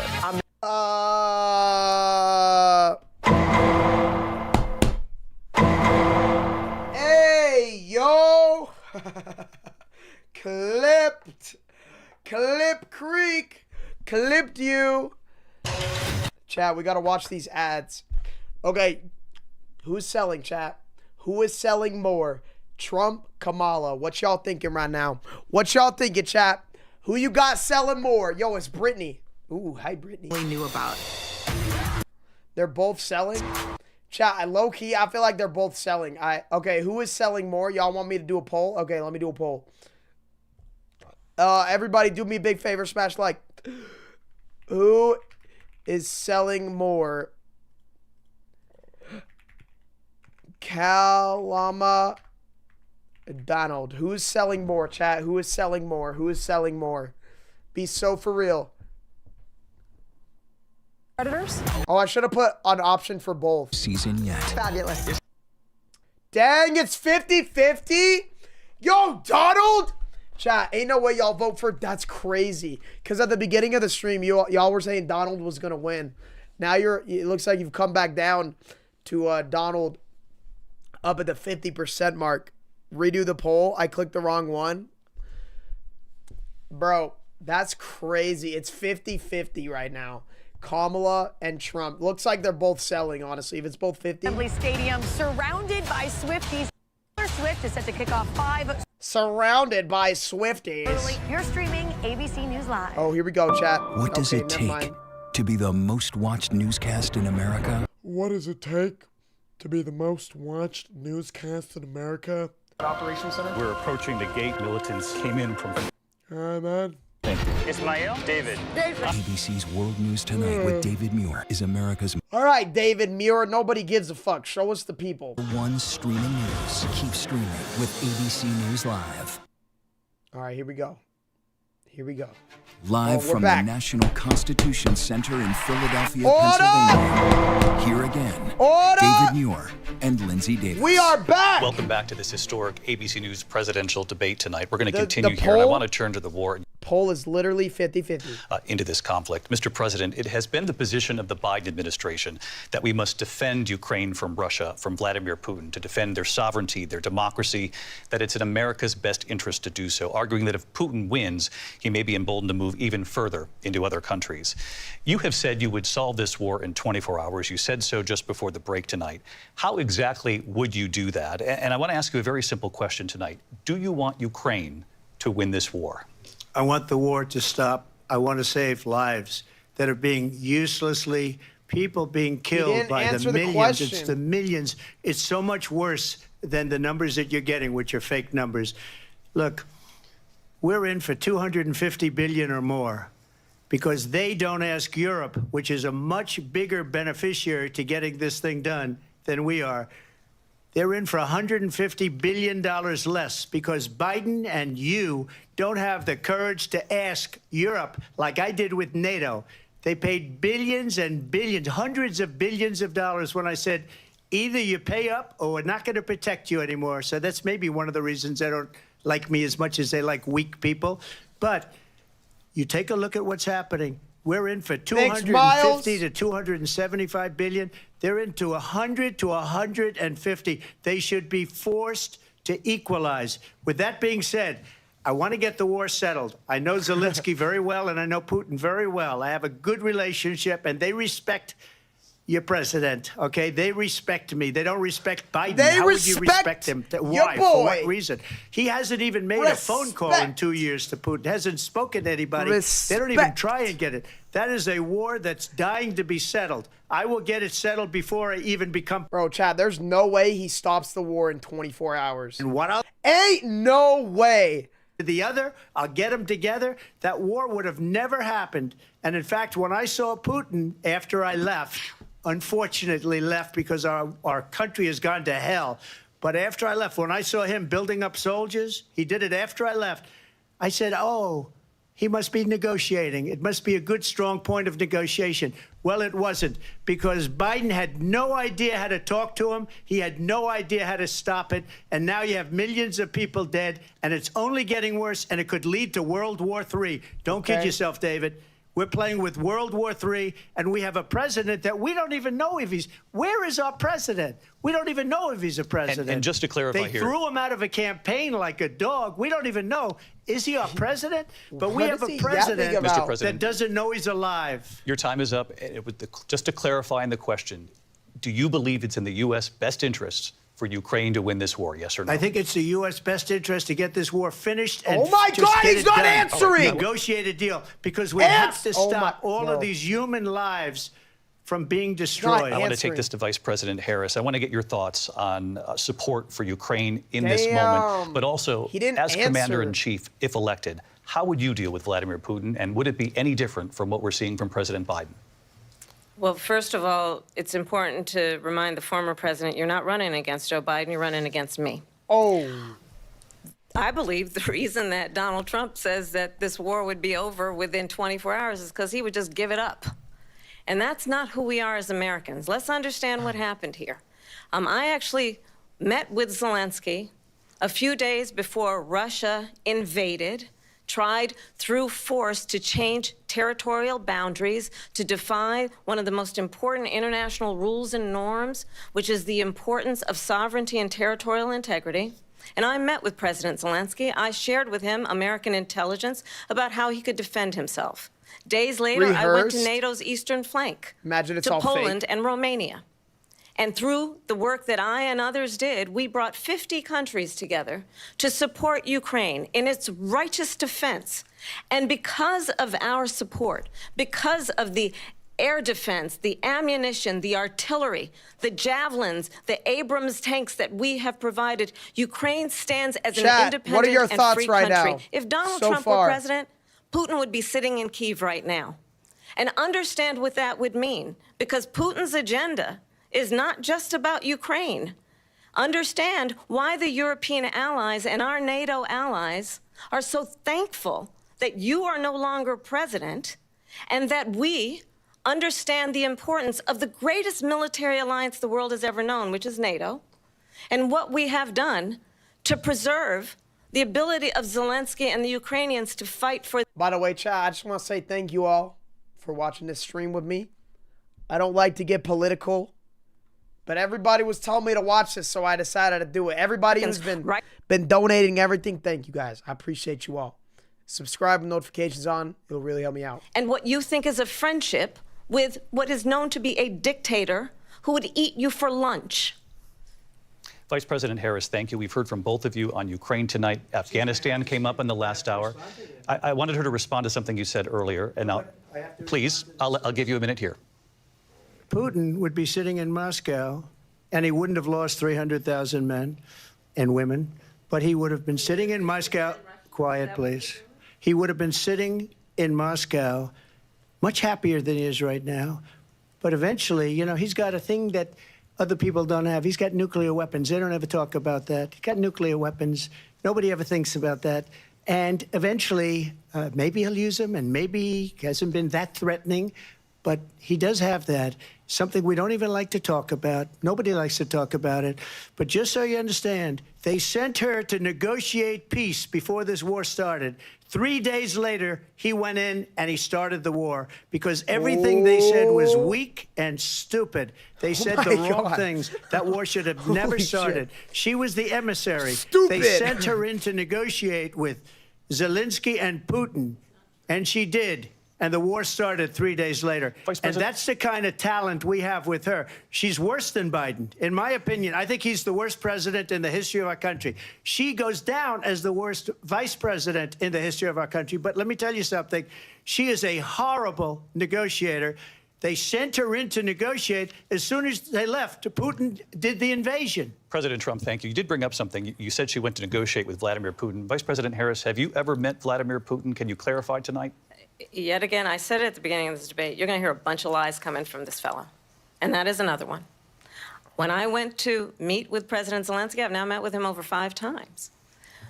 The reality is it has been about standing as America always should, as a leader upholding international rules and norms, as a leader who shows strength, understanding that the alliances we have around the world are dependent on our ability to look out for our friends and not favor our enemies because you adore strongmen instead of caring about democracy.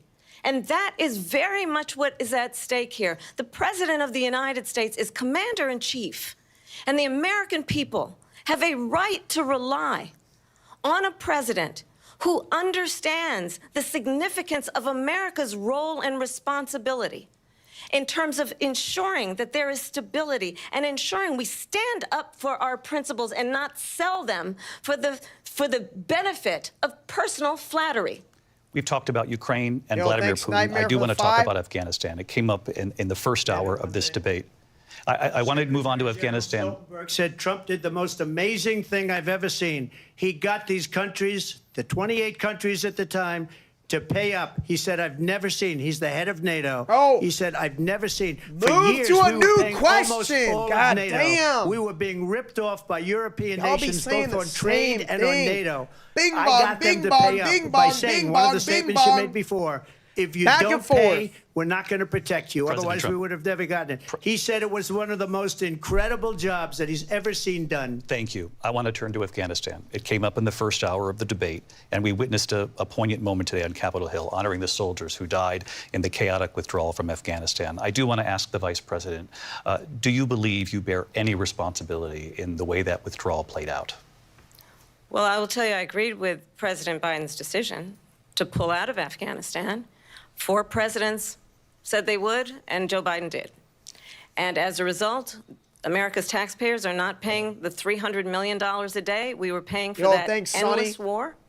And as of today, there is not one member of the United States military who is in active duty in a combat zone in any war zone around the world, the first time this century. But let's understand how we got to where we are. Donald Trump, when he was president, negotiated one of the weakest deals you can imagine. He calls himself a deal maker. Even his national security advisor said it was a weak, terrible deal. And here's how it went down. Yo, Brody, thanks for the member. He bypassed the Afghan government. He negotiated directly with a terrorist organization called the Taliban.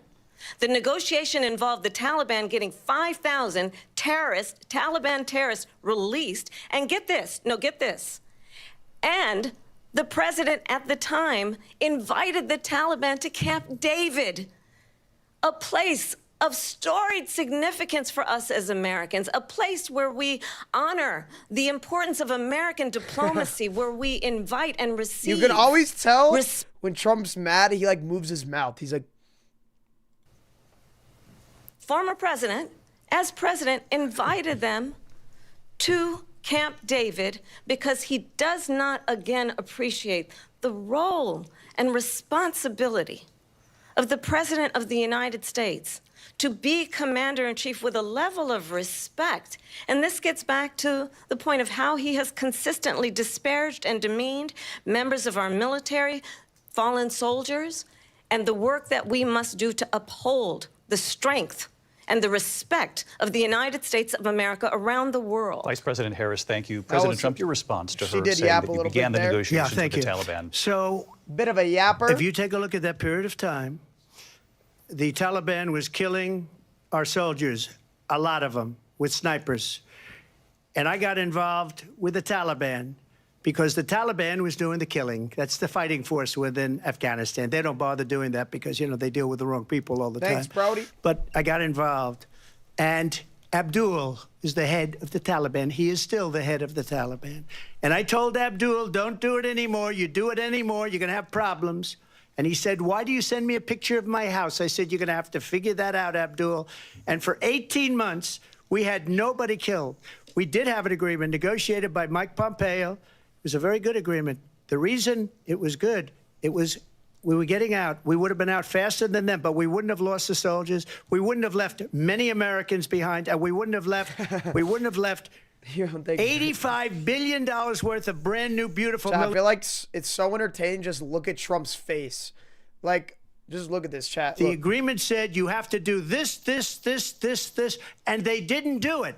They didn't do it. The agreement was terminated by us because they didn't do what they were supposed to do. I want to move on. And these people did the worst withdrawal and, in my opinion, the most embarrassing moment in the history of our country. And by the way, that's why Russia attacked Ukraine, because they saw how incompetent she and her boss are. President Trump, thank you.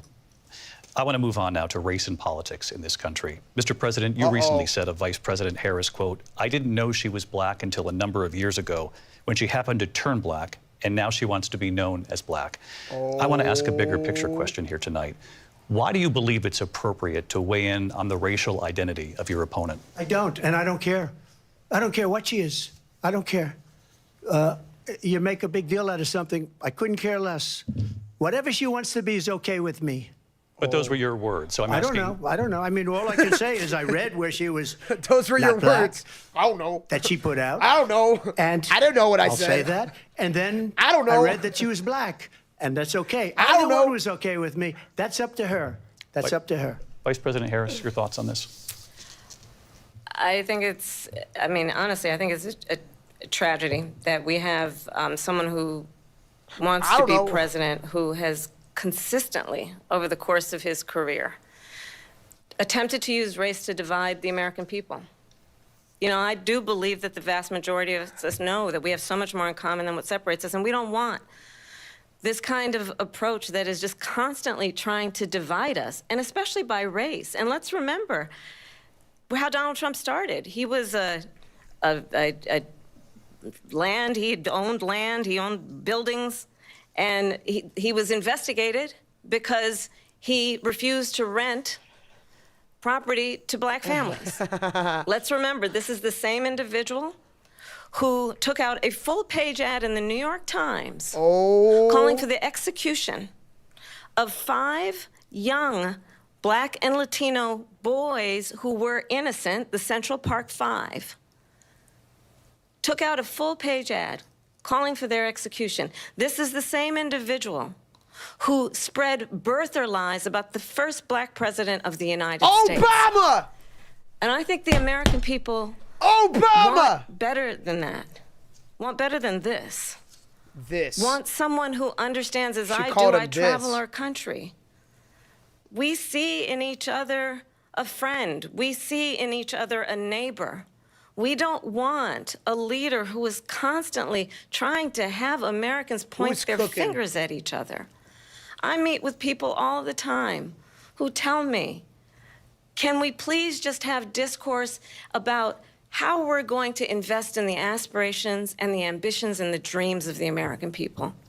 Knowing that regardless of people's color or the language their grandmother speaks, we all have the same dreams and aspirations and want a president who invests in those, not in hate and division. Vice President Harris, thank you. Lindsay? President Trump, this is now your 3rd time.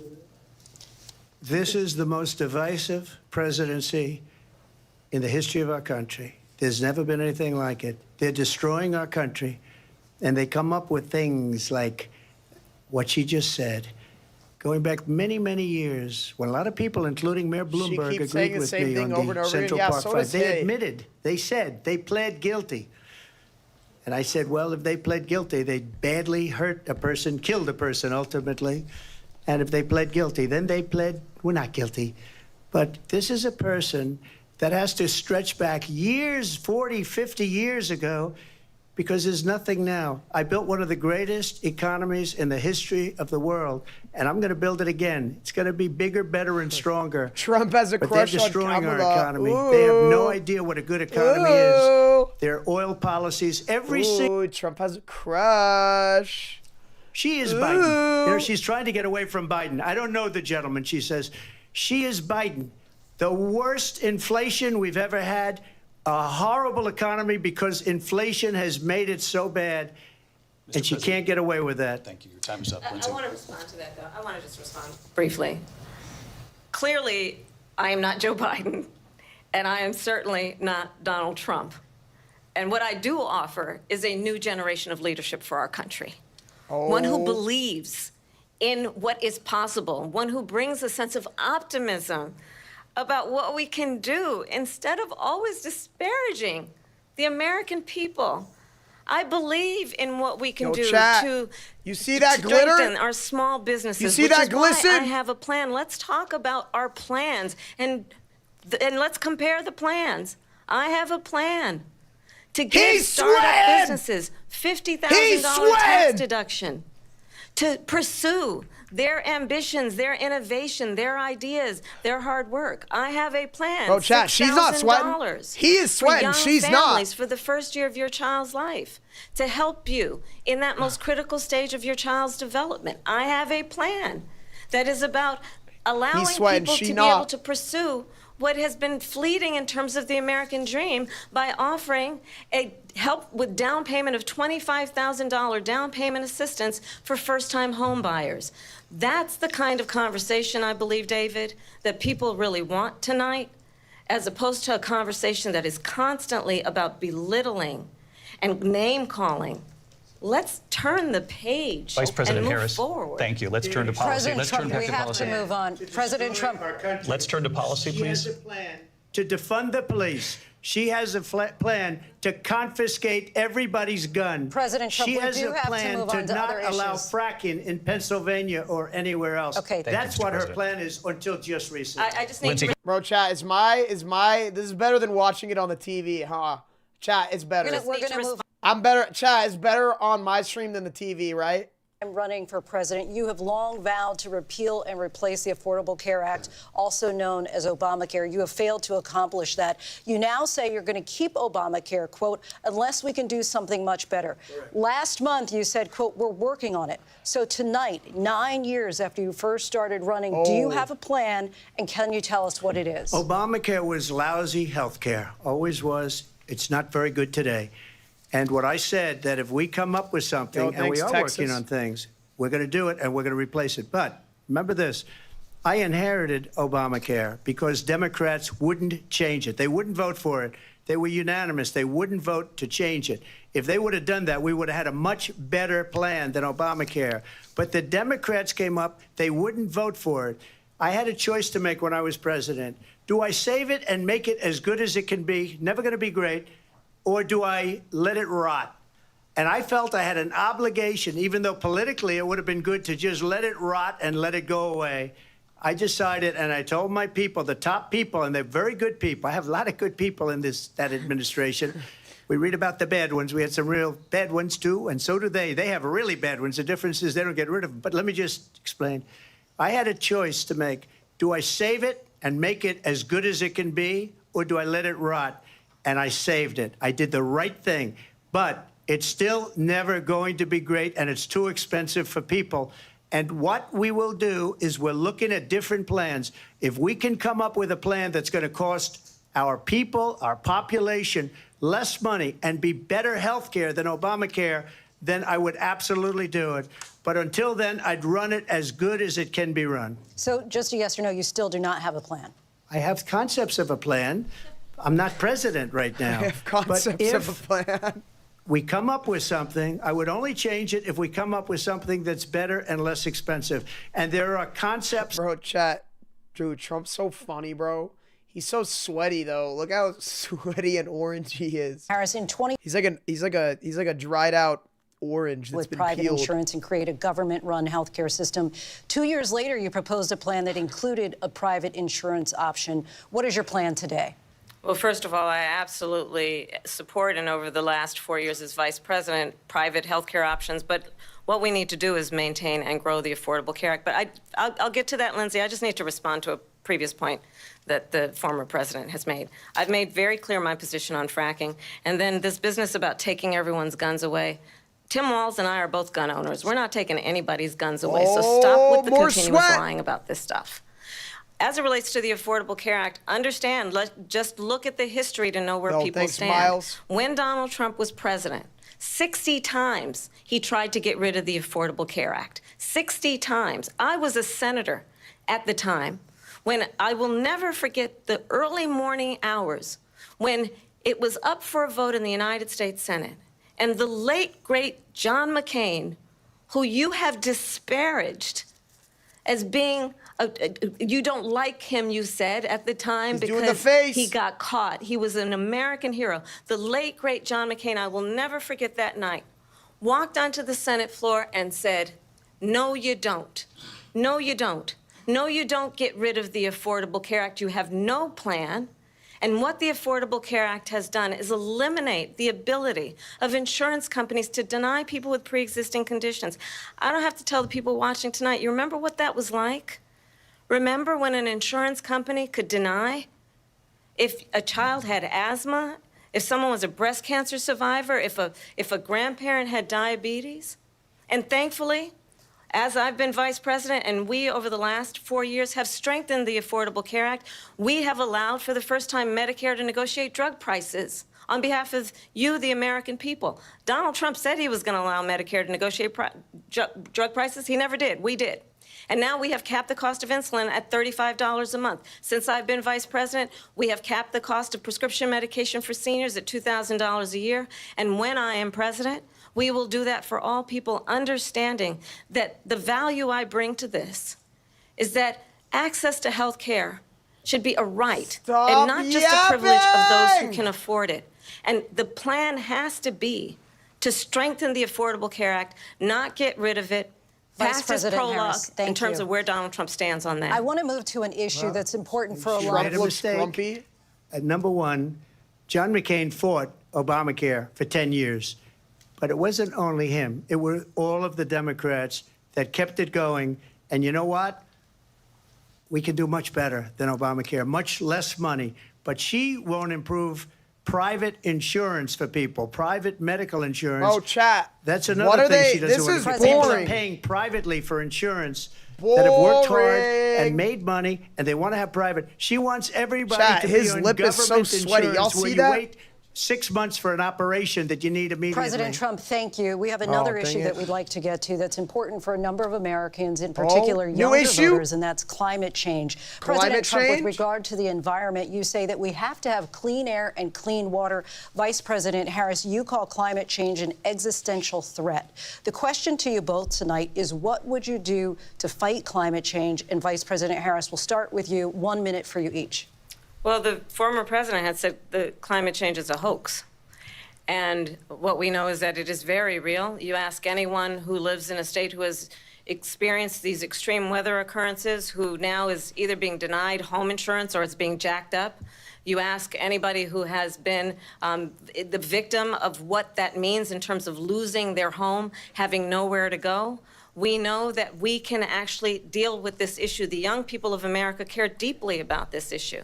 And I am proud that as vice president over the last 4 years, we have invested $1 trillion in a clean energy economy, while we have also increased domestic gas production to historic levels. We have created over 800,000 new manufacturing jobs while I have been vice president. We have invested in clean energy to the point that we are opening up factories around the world. Donald Trump said he was going to create manufacturing jobs. He lost manufacturing jobs. And I'm also proud to have the endorsement of the United Auto Workers and Sean Fain, who also know that part of building a clean energy economy includes investing in American-made products, American automobiles. It includes growing what we can do around American manufacturing and opening up auto plants, not closing them like happened under Donald Trump. Vice President Harris, thank you. That didn't happen under Donald Trump. Let me just tell you, they lost 10,000 manufacturing jobs this last month. It's going, they're all leaving. They're building big auto plants in Mexico, in many cases owned by China. They're building these massive plants, and they think they're going to sell their cars into the United States because of these people. What they have given to China is unbelievable. But we're not going to let that. We'll put tariffs on those cars so they can't come into our country because they will kill the United Auto Workers and any auto worker, whether it's in Detroit or South Carolina or any other place. What they've done to business and manufacturing in this country is horrible. Look at him. We have nothing because they refuse. You know, Biden doesn't go after people because supposedly China paid him millions of dollars. He's afraid to do it. Between him and his son, they get all this money from Ukraine. They get all this money from all of these different countries. And then you wonder, why is he so loyal to this one, that one, Ukraine, China? Why is he? Why did he get $3.5 million from the mayor of Moscow? Bro, who yaps more, Trump or her? Bro, I low-key, bro, every time Trump talks, I feel like he goes off topic, like a little toddler who's like talking about their day. President Trump, thank you. Thank you. We'll be right back with closing statements from both of our candidates. Oh, the end! Closing statements, chat. From Philadelphia. Finally. That was a whole lot of nothing. Thank you so much. Pretty sure I learned absolutely nothing from sitting here for the past hour and a half. That was great, chat. I learned literally nothing about either of them. I have no opinion changed. That was stupid. I lost all my brain cells watching two old rich people fight. That was amazing. Chat, what did we learn today? What did we learn? It's a wild class. What did we learn? Momoa exploded. Carmen. What did we learn today, chat? What did we learn I'm ready to hear the commercial. I'm ready to hear the closing statements. Nothing, literally nothing. We learned absolutely nothing. We learned that whoever you liked at the beginning is probably the person you still like. Shocker.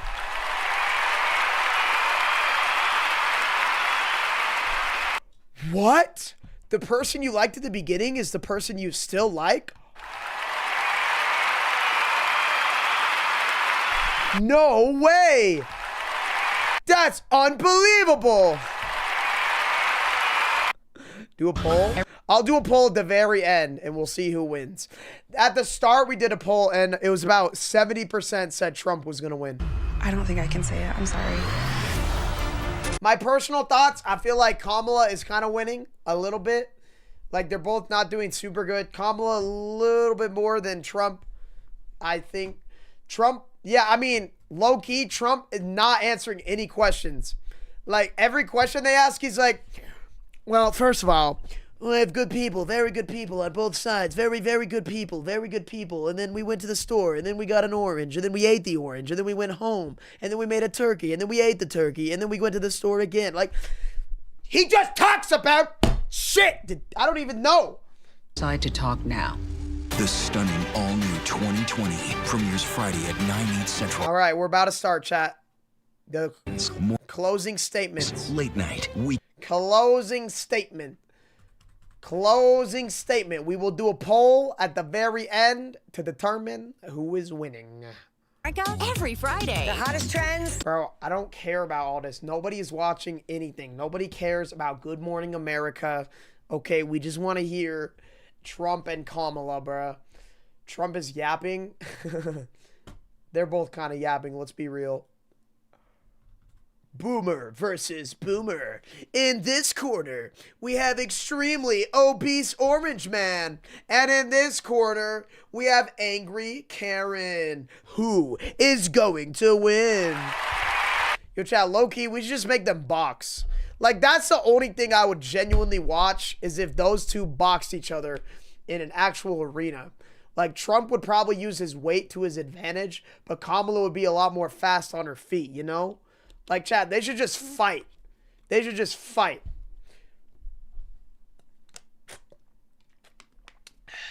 That's all I want, chat. Epic rap battles of history. Low key.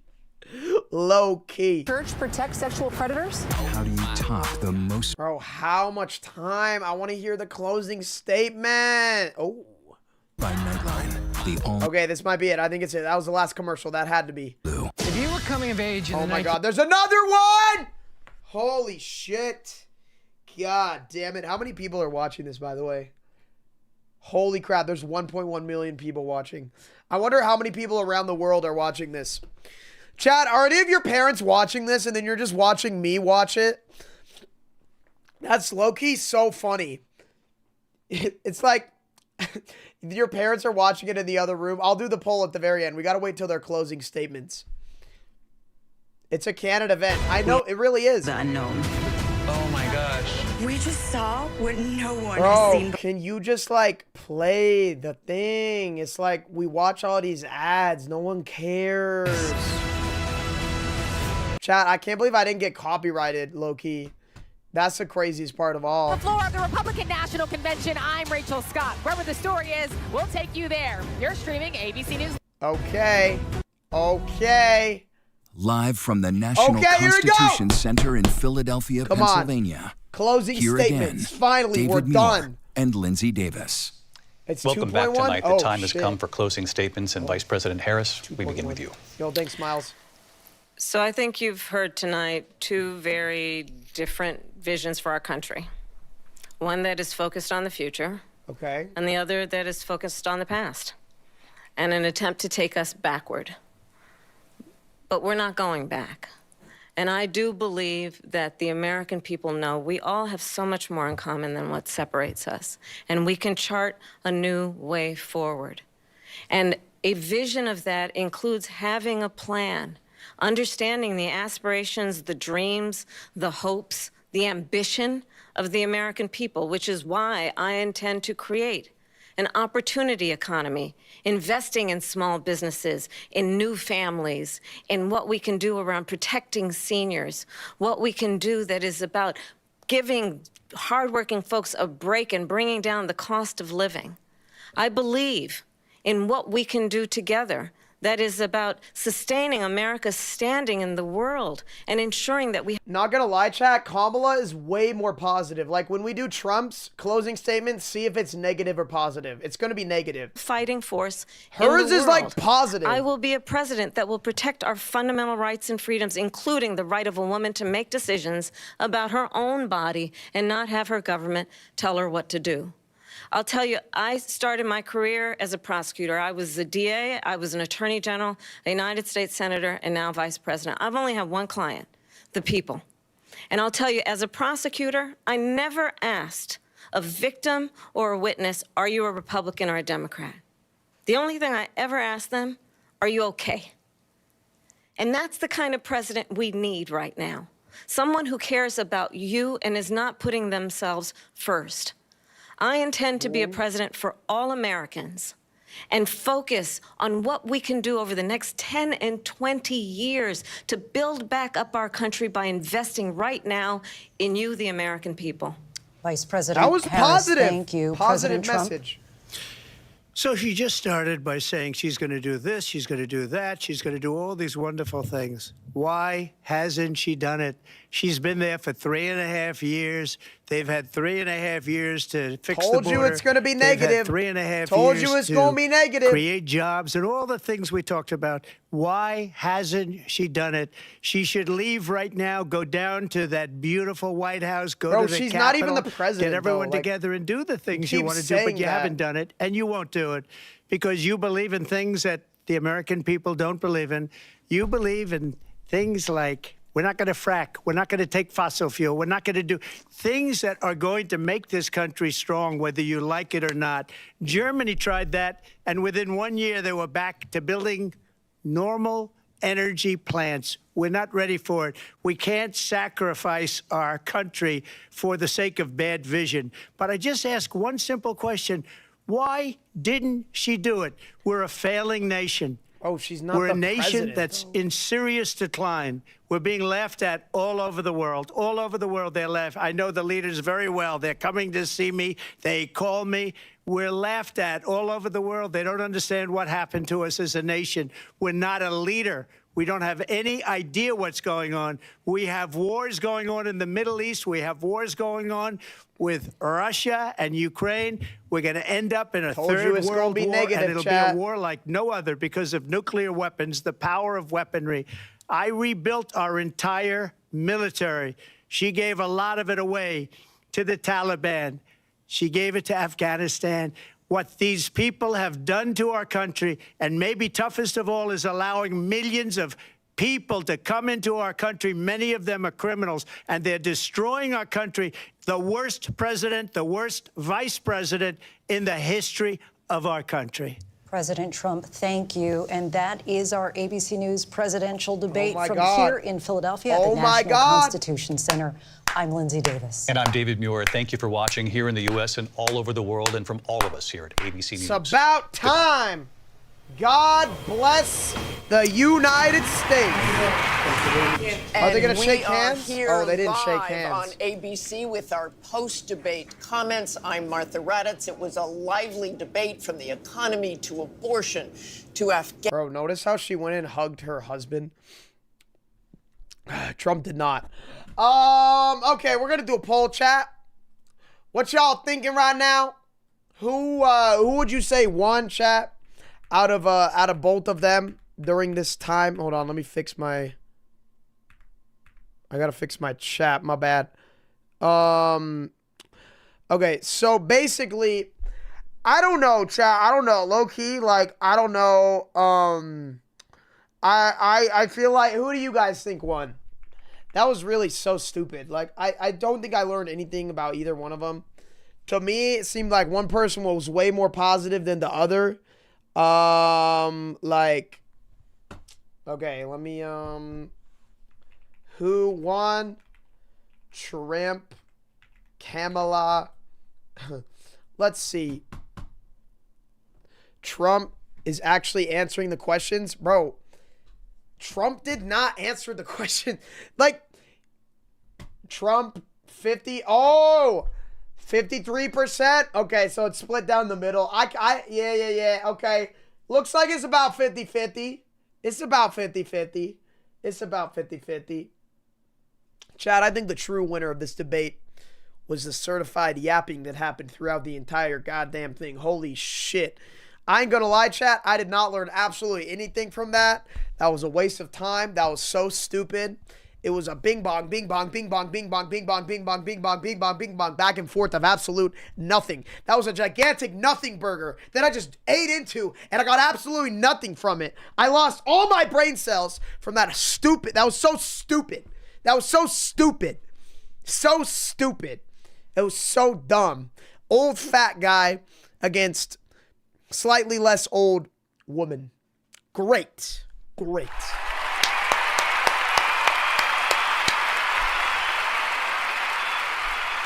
What a lovely debate.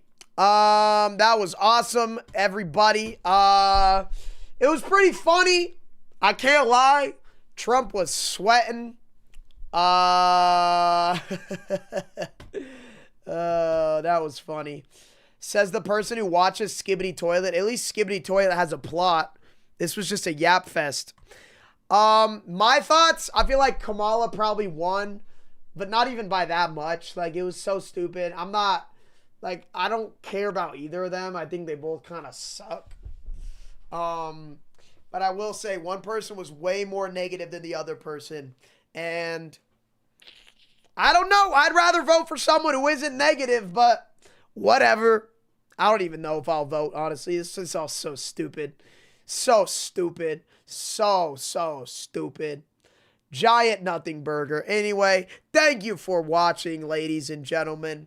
This was honestly a giant waste of time and a gigantic, big, huge pile of nothing. I hereby declare nobody won. The real loser of this debate, the United States of America.